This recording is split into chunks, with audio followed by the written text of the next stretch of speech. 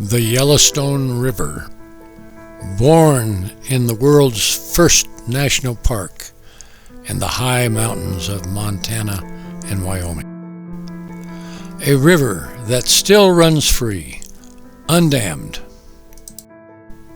The longest free-flowing river in the United States, except for the Yukon in Alaska. The river underpins our economy, our outdoor recreation, and our environmental quality. Eagles still nest along its banks. A green corridor 700 miles long that flows out of the greater Yellowstone ecosystem. Home to prehistoric fishes.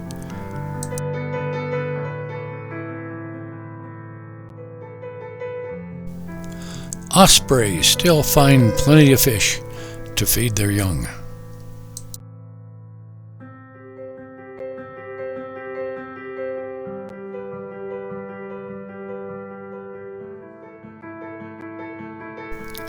Families can float and fish and camp for hundreds of miles. People came 13,000 years ago. The Crow Indians called the river Ichiklakashe, which means Elk River. These first immigrants lived lightly on the land, and they survived. Thousands of years later, new people found the river. There was a truly awful clash of cultures. The river could no longer host people who roamed the land and hunted buffalo, and those people who settled, wanted to farm, and raise cattle. These new immigrants were prosperous and learned to live on the river. New sounds were soon heard on the river, which meant commerce was happening. New towns were built along the banks of the river. People learned to live with the river, which was sometimes unfriendly. The river always demanded attention. Now we are here, and the river and its tributaries give us so much.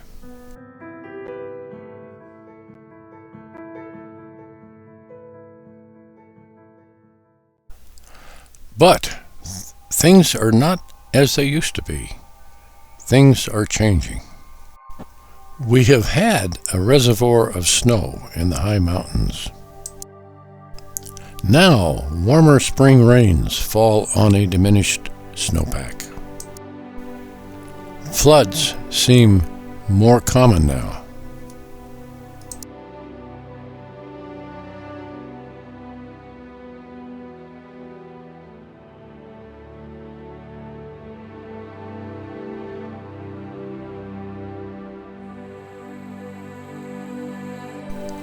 Often, great damage is done to properties along the Yellowstone. Property owners want to protect their land from the floods. Riverbanks are hardened, or what we call rip-rapped. Rip-rapping changes the basic ecological functions of a stream. Rivers need room to roam. A channelized river does not pick up wood, which is so important to the ecological functioning.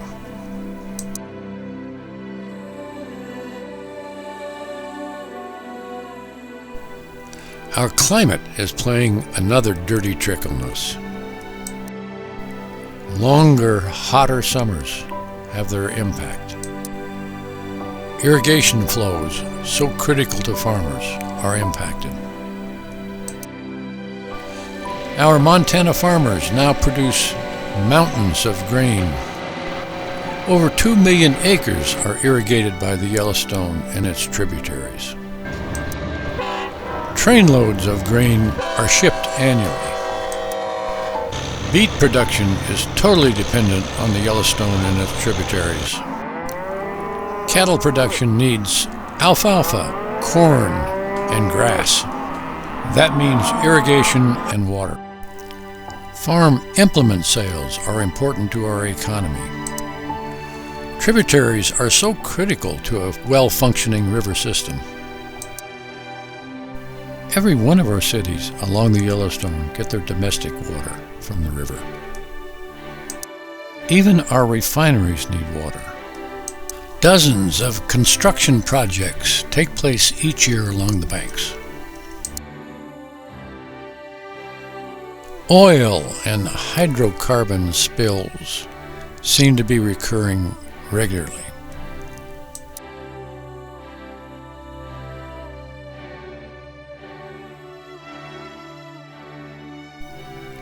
Cleanups are ineffective and cost millions.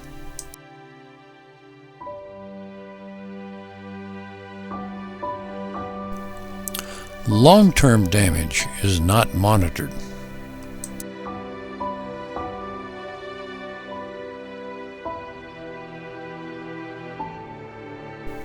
Storm runoff from cities can be a problem.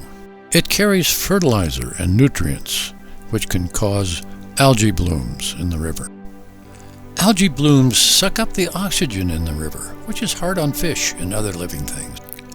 Too often, builders like to cozy up to the river, causing in the future further riprap.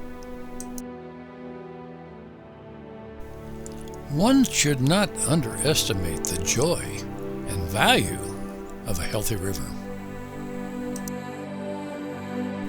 Retail and guide services are worth millions to our economy. Beautiful, healthy rivers are so important to our visitors. Many of us live here and bring our businesses here because of these great outdoor resources. They are a draw to our out-of-state visitors as well. And still there are other threats to the Yellowstone River and its tributaries. There is always the potential of zebra mussels and parasites. Can be terribly damaging. Unscreened irrigation headgates often trap fish. So, this amazing river, with all its natural attributes and economic benefits, faces an uncertain future.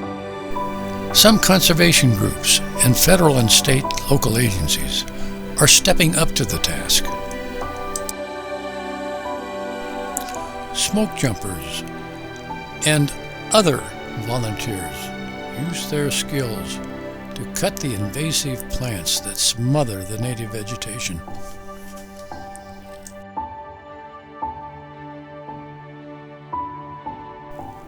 They also chop up and carry out the dangerous debris that was put in the river years ago.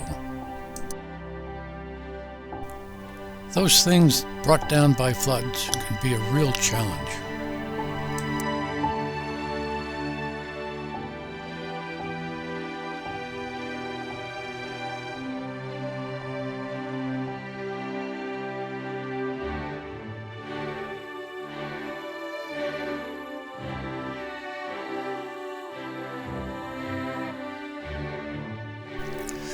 The Yellowstone River Research Center at Rocky Mountain College does much good work. They organize their students for an annual river cleanup.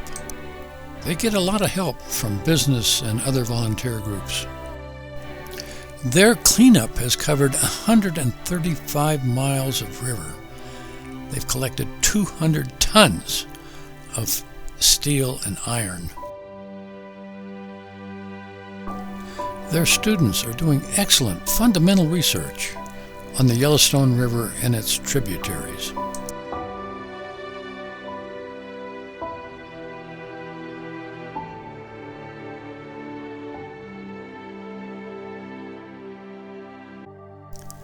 Audubon Conservation Center teaches students, kids, and adults about river matters.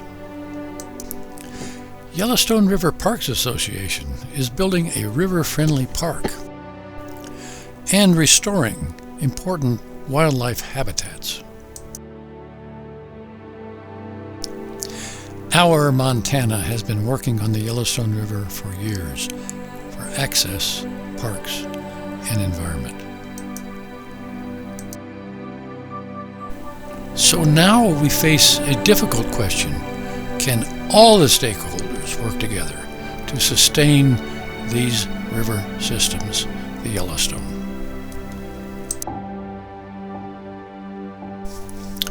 These are the finest rivers in the United States, and we are all stakeholders. Whether we be in business, agriculture, conservation, recreation, oil production, government, sportsmen and women, we are all stakeholders. The Mid-Yellowstone River Watershed Group wishes to work with all of you, all you stakeholders, to sustain this Yellowstone River.